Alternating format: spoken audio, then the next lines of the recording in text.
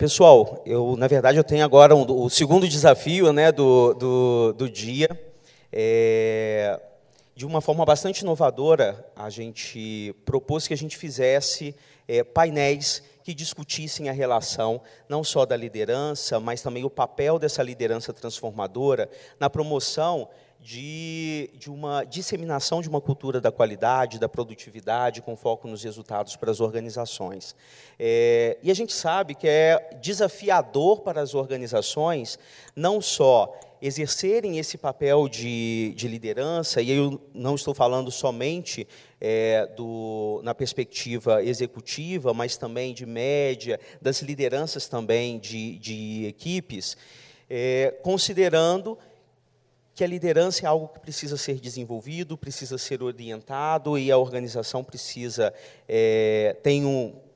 não só o desafio, mas o objetivo de conseguir alcançar os resultados esperados dela e conseguir aí engajar o conjunto de pessoas para o alcance desses resultados. Então, como é que a gente vai funcionar nesse primeiro momento da manhã? A gente tem algumas perguntas que representam um compêndio de pontos principais que nos foram encaminhados, e a gente vai batendo um papo sobre esses temas, ok? Ótimo. Bem, num primeiro momento, eu gostaria de perguntar ao Luiz como que um líder consegue gerar o nível de confiança necessária nas pessoas para a promoção de mudanças reais. Ou seja, dentro do contexto do desenvolvimento de mudanças dentro da organização, a gente precisa ter um ambiente favorável para isso. Como que o líder consegue gerar esse nível de confiança para essas transformações? Bom dia a todos. Obrigado aqui pelo convite da UBQ. Eu acho que o líder ele tem que, primeiro, passar a transparência, né? Eu acho que ele tem que ser objetivo, ele tem que ser angariador, ele tem que desenvolver a sua equipe. Eu acho que na forma como ele está no meio, né, e do meio ele veio também, eu acho que é isso que se constrói a confiança. A confiança é construída com verdades, com ideias, né? E o líder ele consegue agregar. É o líder pela arte, não pela força. Bem, gostaria de complementar, Rafael? Sim. Bom dia a todos. Obrigado novamente pelo convite. Eu estava pensando aqui na pergunta e eu acho dois pontos que você comentou, que é a questão de confiança e a questão de mudança. Tem aquela questão, né? A pessoa que confia em mim, pode deixar, confia em mim aqui. A confiança não é construída dessa maneira, ela é construída com exemplos, com conversa, com gastar tempo, de uma maneira que a pessoa, você tem o olho nos olhos ali, a pessoa fala, não, essa pessoa, eu estou junto, eu entro nesse barco. E eu acho que a mudança é o que, acho que é talvez uma das rodas principais que geram sucesso e, infelizmente, em alguns casos, o fracasso das empresas. Porque é algo não natural do ser humano querer mudar. A gente tem, por uma questão antropológica, nós somos animais muito frágeis, então nós queremos nos proteger e ficar dentro das nossas casinhas. Então, eu acho que a gente conseguir criar esse ambiente de conversa, como o colega comentou, de conversa, de contato, de uma maneira que a gente consegue esse engajamento e aí a gente entrar nesse barco para mudar. E aí, até aproveitando um pouco dessa reflexão inicial, como é que a gente poderia, Rafael, estabelecer ou definir, eu acho que talvez seja até uma pretensão fazer isso, quais seriam as principais características, né, desse perfil desse líder transformador? Porque, considerando que a transparência, que a confiança, que nesse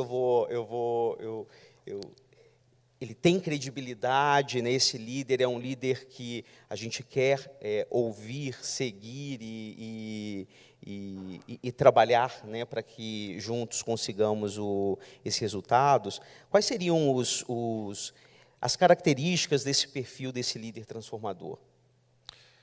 Eu acho que são tantas características, mas que a gente acaba resumindo-as na questão do exemplo.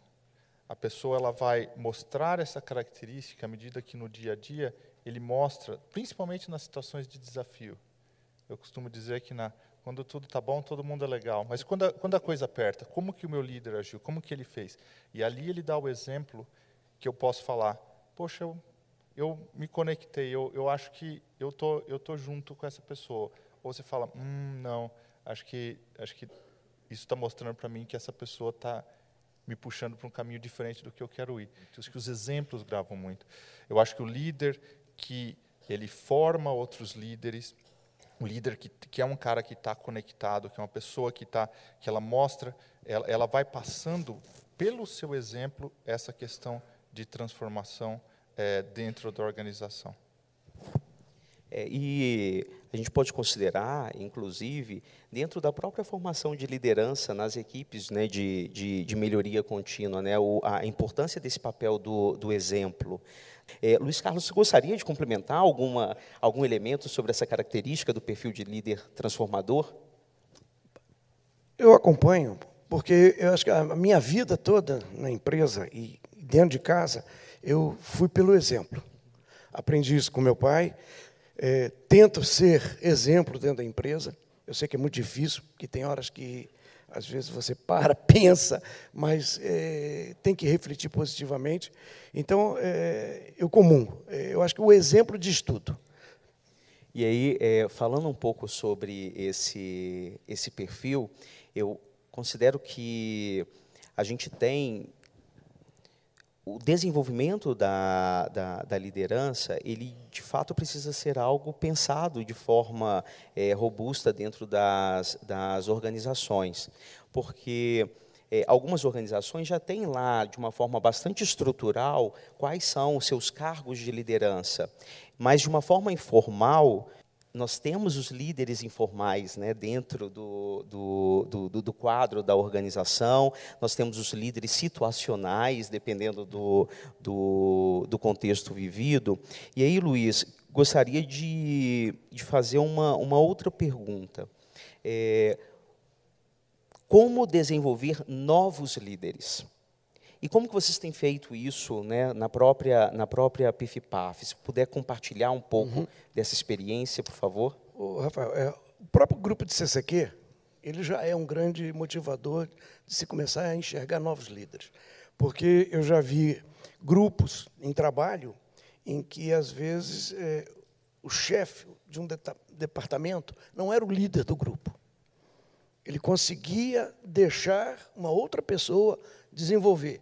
Ele tinha mais desenvoltura para aquele trabalho, conhecia bem as ferramentas, ou seja, ele conseguiu não intervir pelo cargo, mas deixar com que aquele crescesse e ele aparecesse. Né? E eu acho que todos os nossos trabalhos dentro do CCQ, ele é um grande exemplo disso. Quer dizer, a provocação, e não só a provocação, mas também a forma de liberdade de deixar aquele protagonista aparecer. Eu acho que, por si, isso acaba sendo uma coisa natural. A gente tem por hábito incentivar. A primeira vez que eu deparei com o CCQ foi numa apresentação da Embraer, e eu falei, olha, eu só vou começar a desenvolver esse tipo de trabalho voltado para a qualidade no dia que eu achar que tem uma equipe para isso, porque sem equipe você não desenvolve. E durante um bom tempo, a gente foi trabalhando isso, quer dizer, foram surgindo pessoas que se desenvolviam, não só para a questão também do trabalho, de incorporar dentro da atividade da empresa o trabalho de gestão da qualidade, desenvolver grupos de trabalho, mas também porque a empresa estava se desenvolvendo naquele momento e precisava de novas lideranças. Né? Tinha passado por uma transformação grande naquele momento. Então, isso... Eu sou daquele seguinte, eu deixo. Eu, às vezes, se estou em grupos de trabalho, eu deixo ver se alguém aparece. Procuro não apagar. Eu não preciso, sabe, me mostrar como um líder de um grupo, se, às vezes, eu espero que dali saiam outros líderes. E acaba criando um ambiente acolhedor para o protagonismo de outras pessoas, né? E o que o que converge bastante com o papel do próprio CCQ, dos grupos de melhoria contínua. Ontem nós tivemos as equipes de linha apresentando, então teve uma equipe no qual um dos representantes que veio apresentar o trabalho, ele até relata, né, sobre a importância desse momento de estar apresentando e representando a organização nesse palco por meio de um projeto que ele colaborou na execução, e naquele momento ele está assumindo esse papel de liderança, né, buscando a transformação de outras pessoas e se transformando. Rafael, você tem algum exemplo que poderia compartilhar conosco também de como é o desenvolvimento de novos líderes na CBMM, ou como você acredita que isso poderia ser feito? Sim, inclusive um dos nossos compromissos, os líderes desenvolvendo e formando novos líderes. E a característica da liderança, ela tem, como o colega comentou, ela tem uma característica natural que você percebe dentro do grupo. De repente, um dos indivíduos ele se destaca como uma liderança natural pela sua capacidade. Eu acho que o líder tem muita capacidade de inspirar os demais, os que estão em volta, e o pessoal olha, poxa, como eu falei antes, acho que eu estou a fim de ir no caminho que essa pessoa está apontando. E existe essa característica natural. Eu acho que uma dos pontos importantes da organização é identificar essas características, esses talentos que a gente tem dentro da organização. Outra é dar oportunidade para os talentos identificados e também para a organização como um todo de desenvolvimento dessa liderança através de programas formais de desenvolvimento de liderança. Agora, tem o aspecto menos tangível disso, que é no dia a dia, né?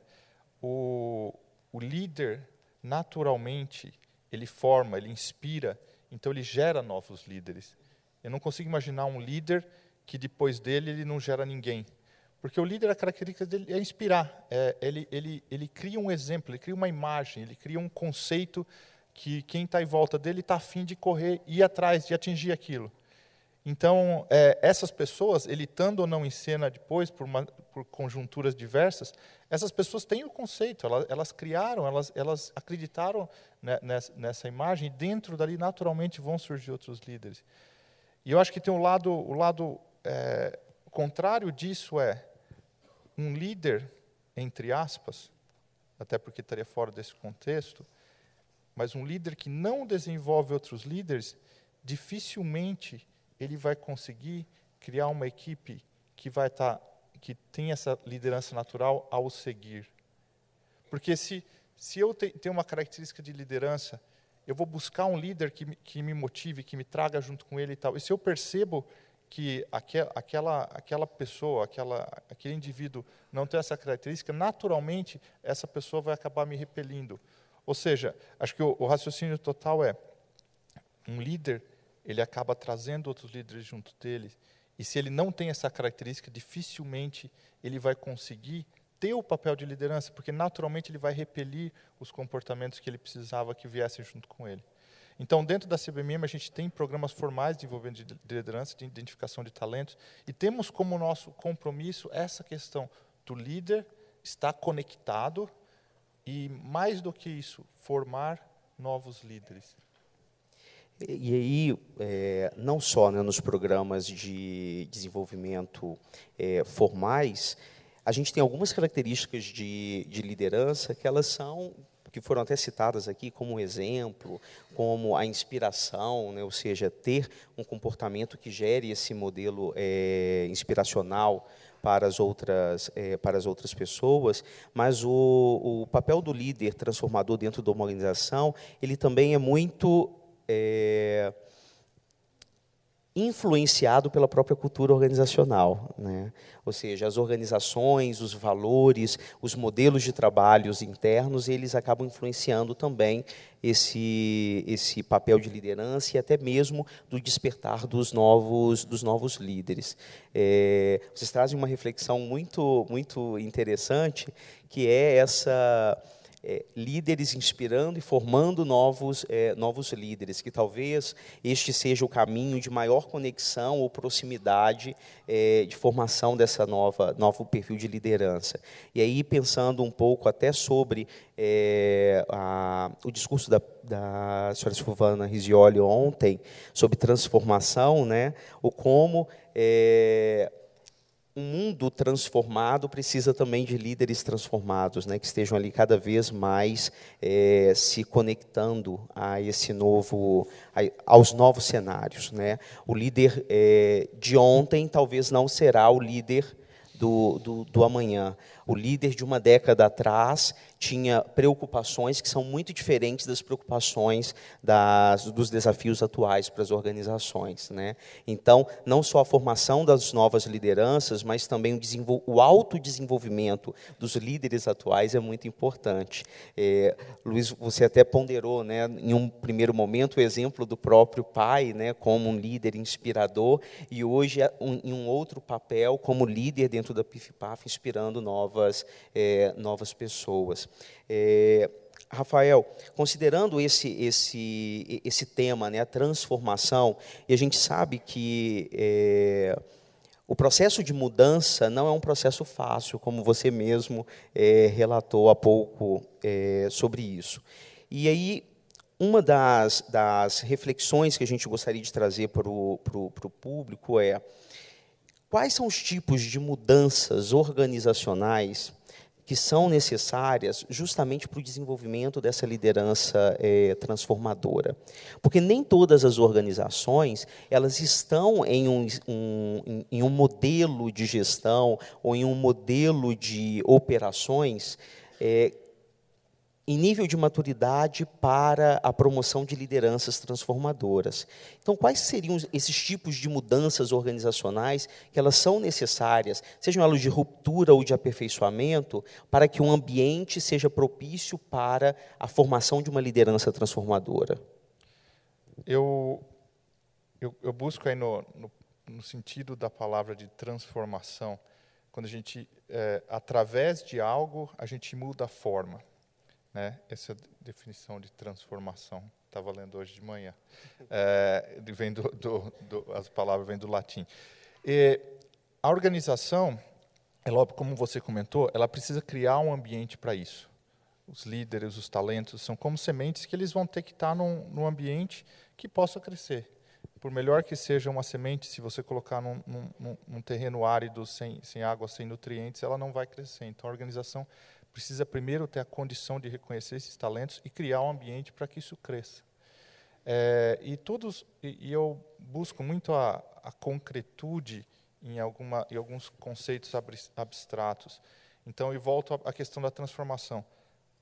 A pessoa que está buscando se desenvolver como líder e participar como líder, ela precisa ver essa mudança de forma.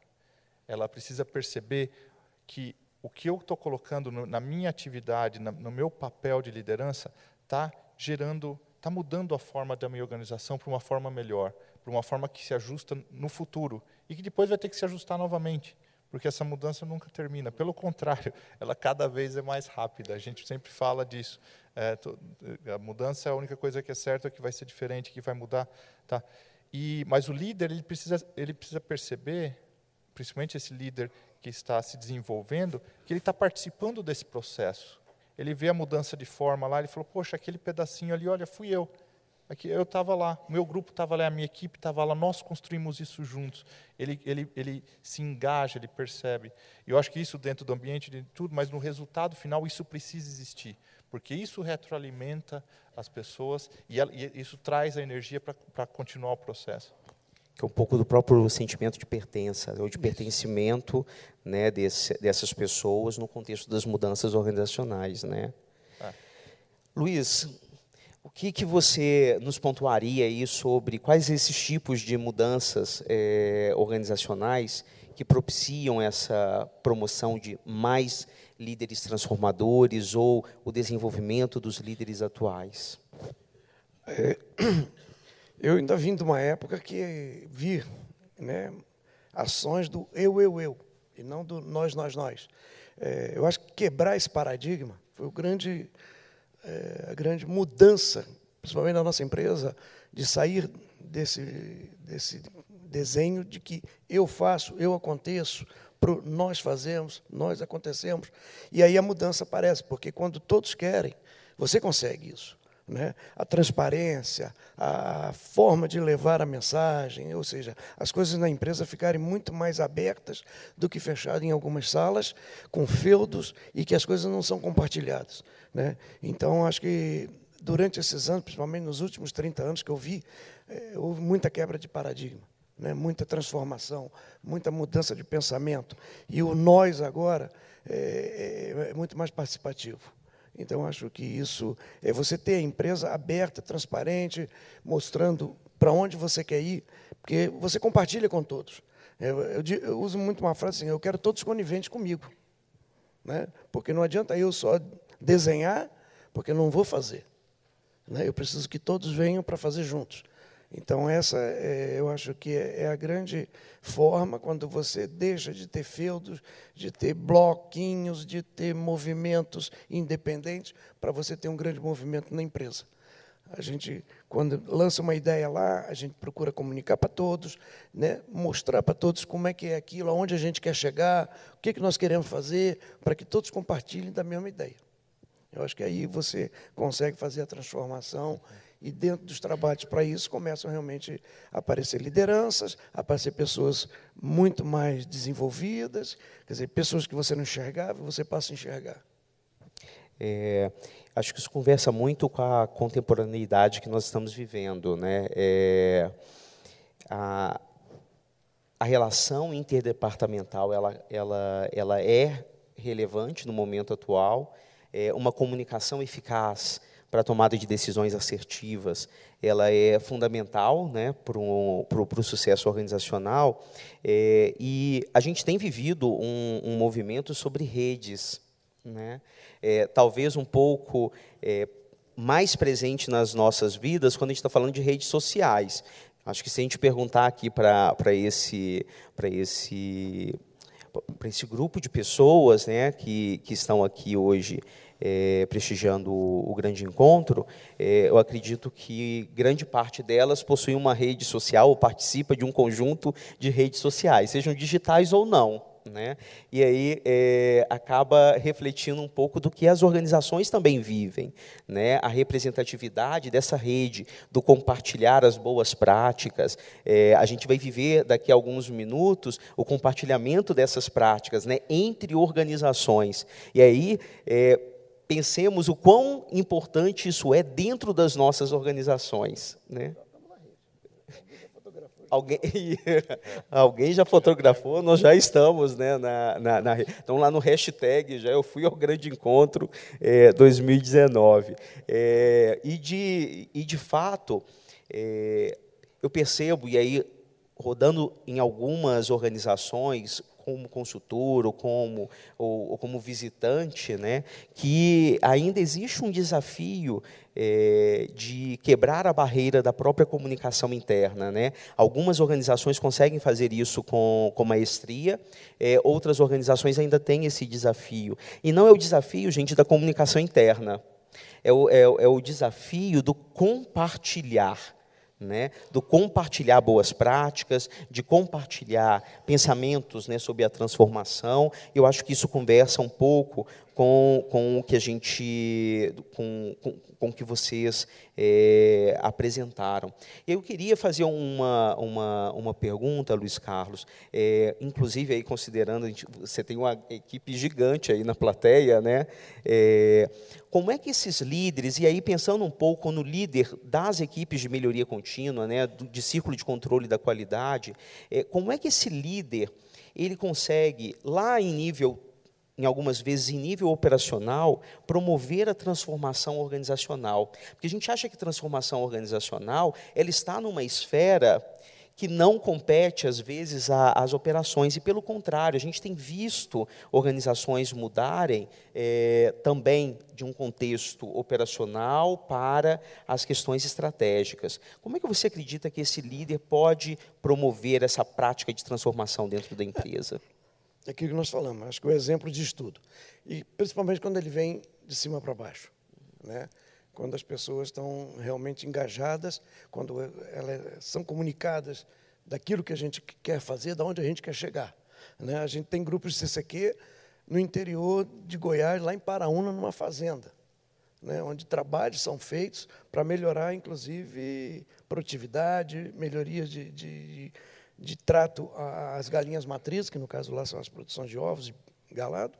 Então, a gente consegue transmitir isso, mas eu acho que o fio condutor disso são a própria hierarquia, de forma a mostrar para as pessoas aquilo que a gente quer.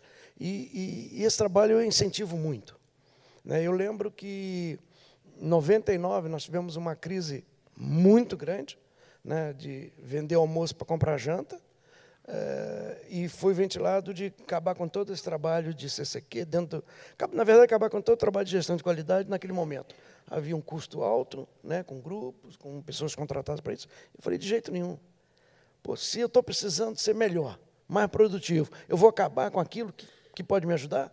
Então, quer dizer, se você não faz pelo exemplo e não faz pela vontade, naquele momento talvez eu fosse derrubado por isso, né? E pensar em recomeçar de novo um ano depois, caramba, quantos anos eu estaria jogando fora, né, por encerrar um trabalho dele que a gente quer virar a empresa, né? E graças a Deus, quer dizer, a empresa fez 50 anos no ano passado, está muito bem no mercado, né, com a quantidade de produtos, né? Hoje nós somos aí com mais de 400 itens, que a maioria veio de próprios grupos de trabalho, né? Grupos que trouxeram desde uma prática de casa.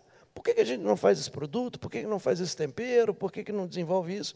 Então, quer dizer, e a gente estimula, né? A gente agora tem um grupo de trabalho para inovação, onde a gente tenta capturar de toda a empresa, dos 8.000 funcionários, o que a gente pode melhorar com mudanças, né?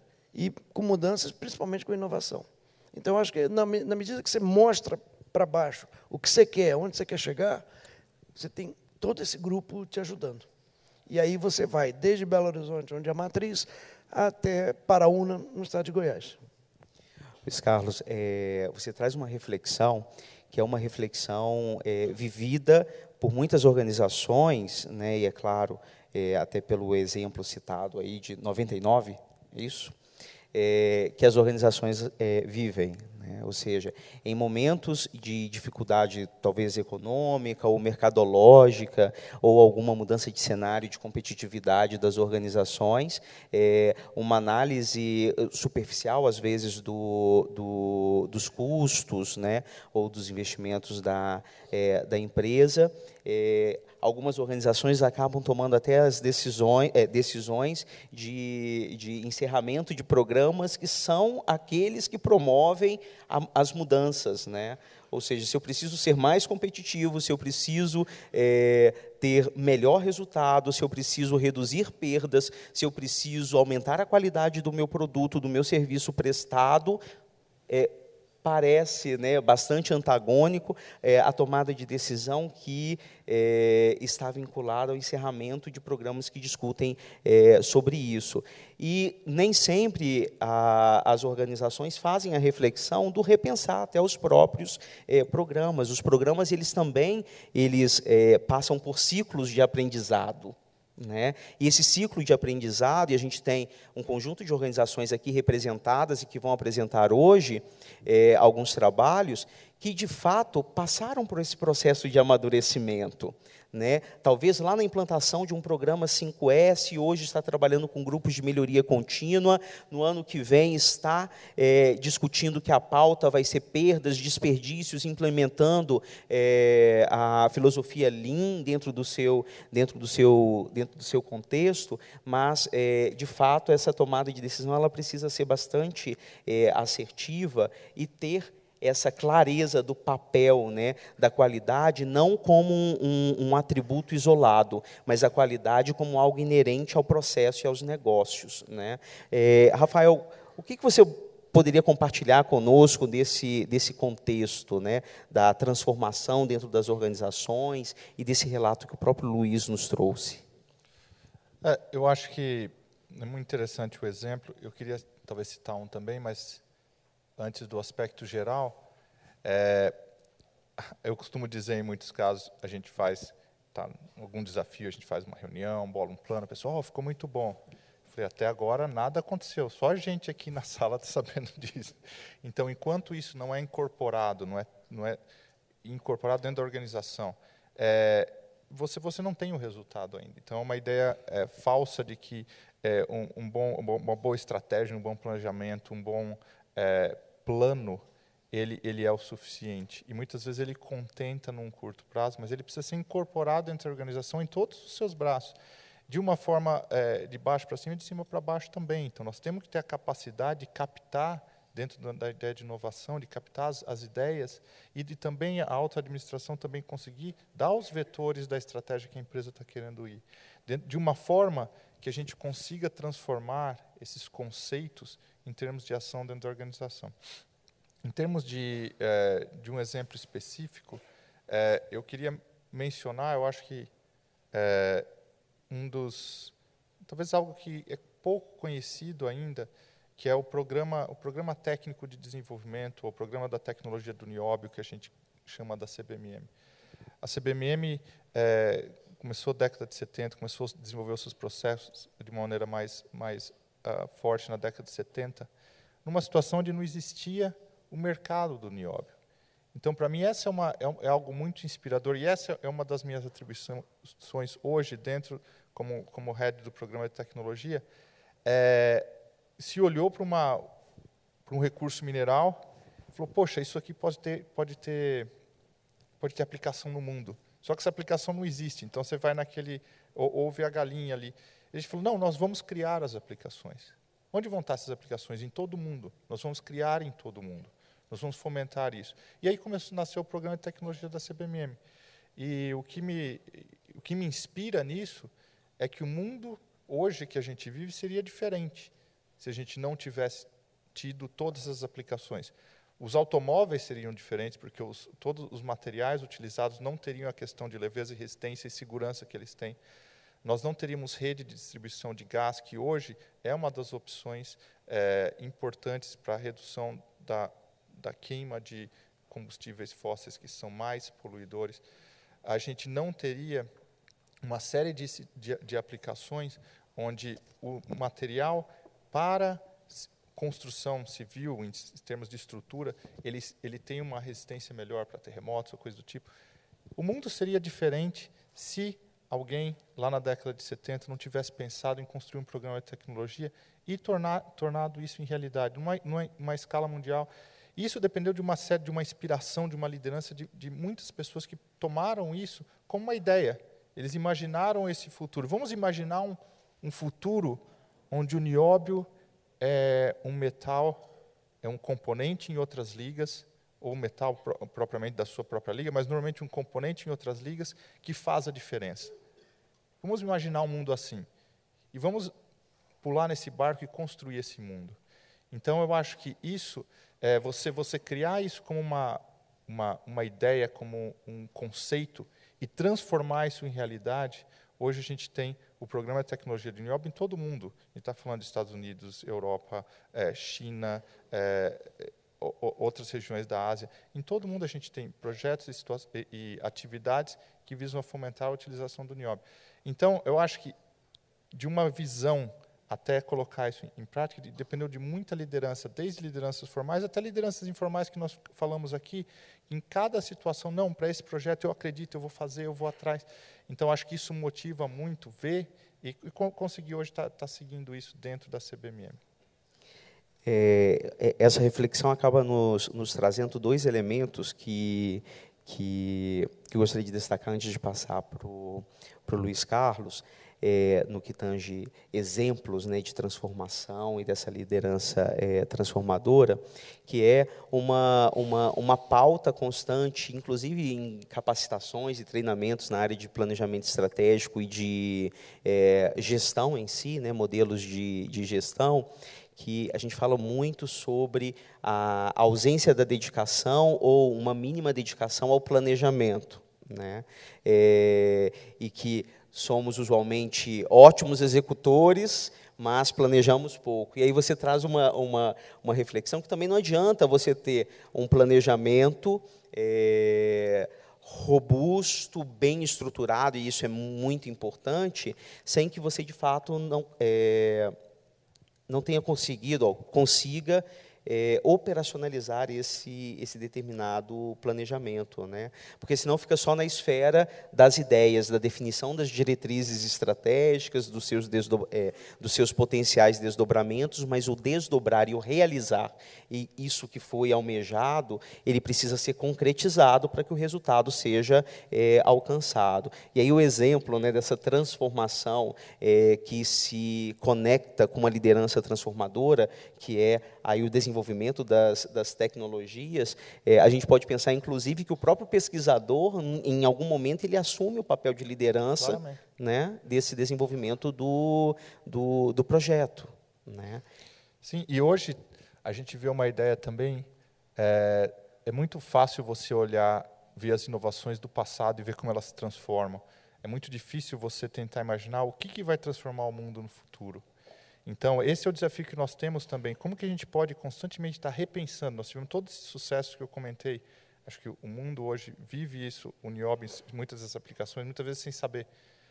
Mas como que pode isso ser isso no futuro? Então, nós temos diversas áreas de inovação e de possibilidades do Niobe que a gente está trabalhando. E, para isso, a gente precisa dos líderes de hoje, que vão ser eles as pessoas que conseguem pintar esse pedaço, falar, olha, eu acho que pode funcionar aqui, olha, eu estou imaginando lá na frente que poderia ser assim, assim. Ele conseguiu captar e pintar uma imagem lá no futuro e trazer isso dentro da organização e inspirar a organização para que a gente possa chegar lá.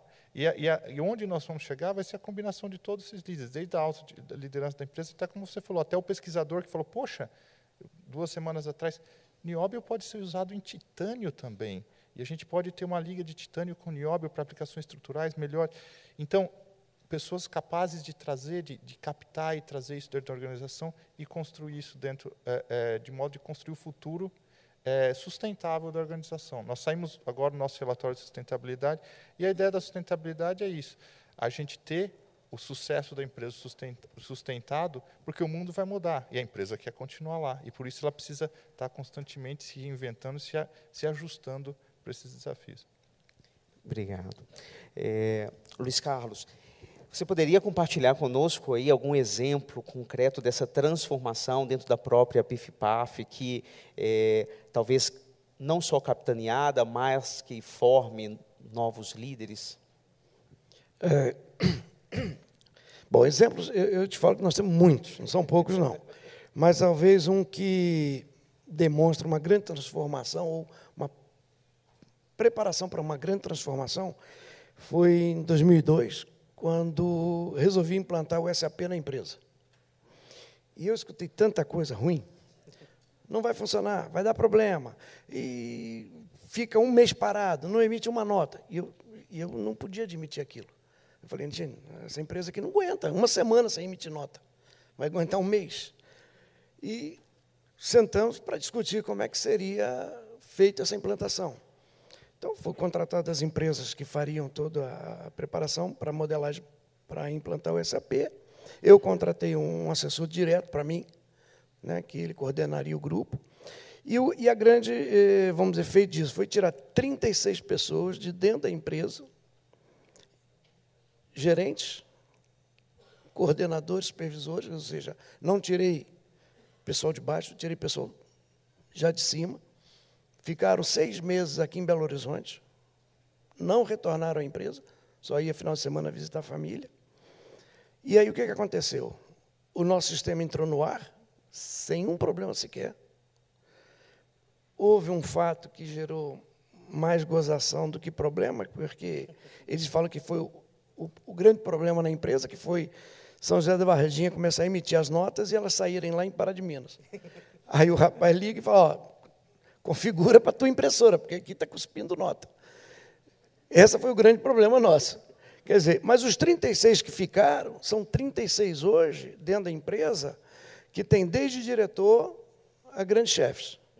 Tá? Então, foi a grande oportunidade e coragem, né, que o grupo que desenvolveu esse trabalho, para que 36 pudessem sair da empresa naquele momento e novos 36 líderes apareceram, porque eles ficaram 6 meses tocando a empresa sem intervenção nenhuma dos que saíram. Essa aqui eu acho que foi uma grande mudança. Em 2002, 11 unidades entraram com SAP, e que isso veio ajudar a preparar a empresa para o crescimento dela. Então, acho que, para mim, foi uma dos grandes exemplos de fazer líderes surgirem. Bem, pessoal, nós estamos no nosso prazo para encerramento do nosso painel. Eu teria aqui um conjunto de outras perguntas. Queria agradecer, né, não só o compartilhamento, mas a oportunidade de estar aqui com vocês e da importância da presença de vocês aqui para a nossa plateia, para o nosso público, compartilhando, né, essa experiência, os reconhecendo como líderes transformadores. Tá? Então, em nome da UBQ, eu gostaria de agradecer e deixar, então, que vocês deem aí talvez o recado final aí para as nossas equipes, para a gente começar, de fato, a assistir também os grupos de melhoria contínua, inclusive das organizações de vocês. Certo. Eu que agradeço o convite, foi um prazer estar aqui com vocês. Desejo ótimo trabalho a todos aqui, e que a gente consiga, acho que acima de cada uma da nossa empresa, nós estamos melhorando a qualidade, melhorando os conceitos, inovando. Nós estamos tornando o nosso país, a nossa indústria mais sólida. Então, obrigado, foi um prazer estar aqui. Obrigado, Rafael. Bom, eu queria agradecer também, né, poder participar aqui, contribuir com alguma coisa, muito mais pela minha experiência, né, e dizer para aqueles que são líderes hoje, que acreditem na sua equipe, acreditem nas pessoas que estão dentro da sua organização, para que você possa ajudar ele a desenvolver. Quer dizer, eu acho que se você não tiver essa condição de dar um crédito, né, de confiança ali, e estimulando, realmente você não vai fazer equipe. Eu acho que quem não faz equipe não cresce. Bem, pessoal, encerramos assim o nosso painel. Eu acho que algumas reflexões como o exemplo, a confiança, a realização mesmo daquilo que é almejado são pontos importantes para o que a gente considera como liderança transformadora. Espero que vocês tenham gostado do nosso bate-papo. Agradeço novamente, né, aos nossos participantes, né, ao Luiz Carlos da PIFPAF, ao Rafael da CBMM, e vamos... E agora eu vou pedir que o nosso mediador... Primeiro vamos aplaudir, né? Tá aí, Luiz Carlos Costa, Rafael Mesquita e o nosso mediador, Rafael Castilho.